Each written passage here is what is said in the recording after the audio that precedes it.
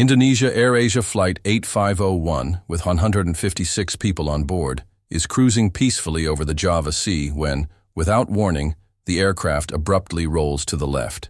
It's not a minor disturbance, and it's not correcting itself.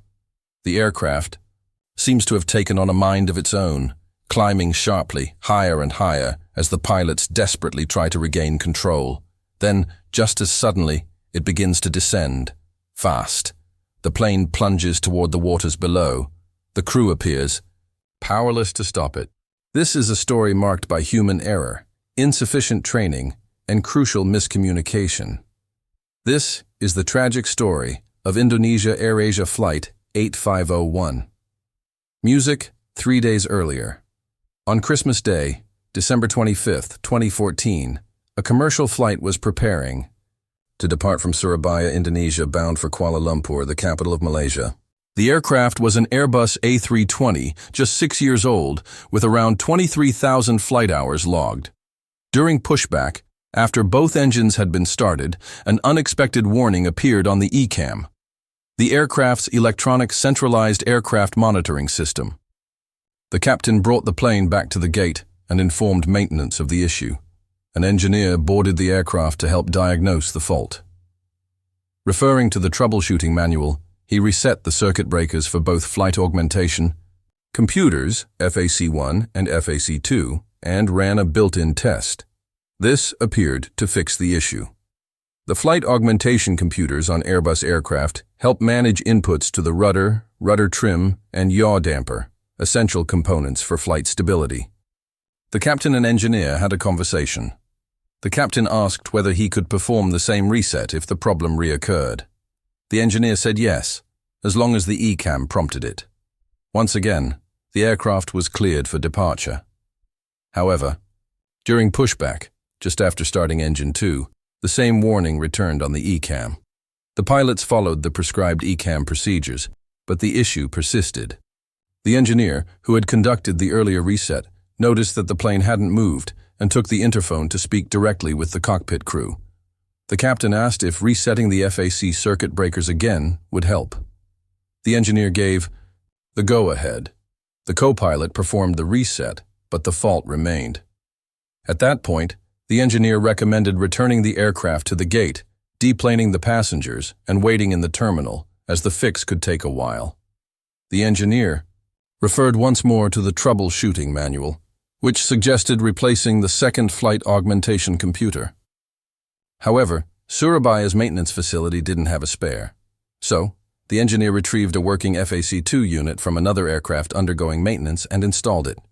Once in place, he asked the pilots to start both engines to confirm the fix.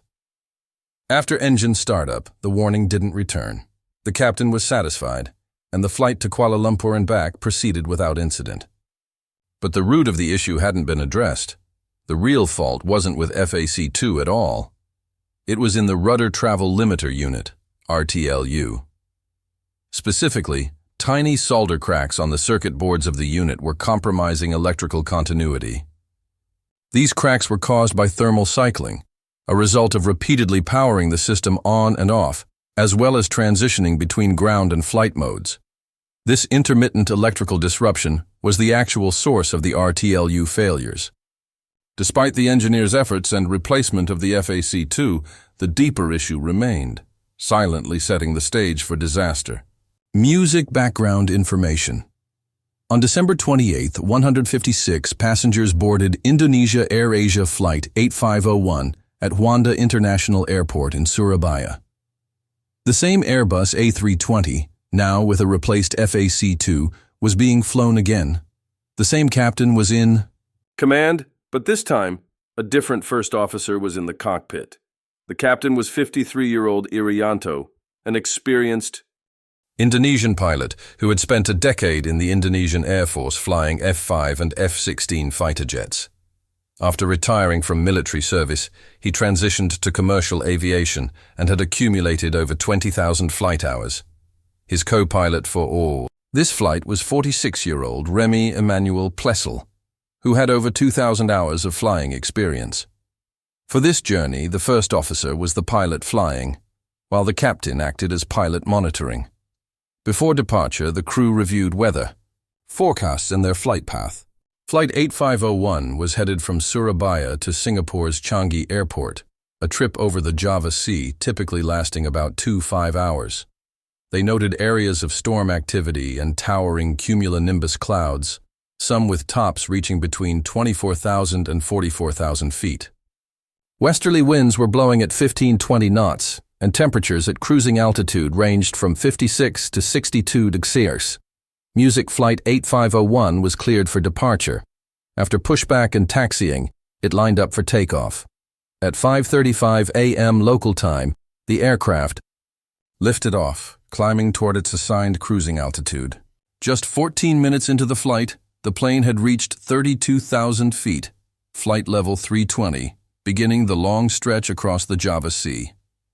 Due to the extreme cold and potential for ice buildup, the first officer activated the anti-ice system to protect the wings and engines. At the same time, cabin crew advised passengers to fasten their seatbelts due to expected turbulence.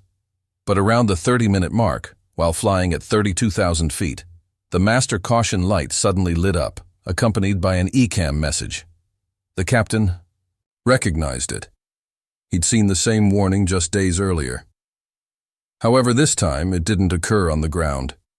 It happened mid-flight. The first officer followed ECAM instructions and switched both FACs off and then back on.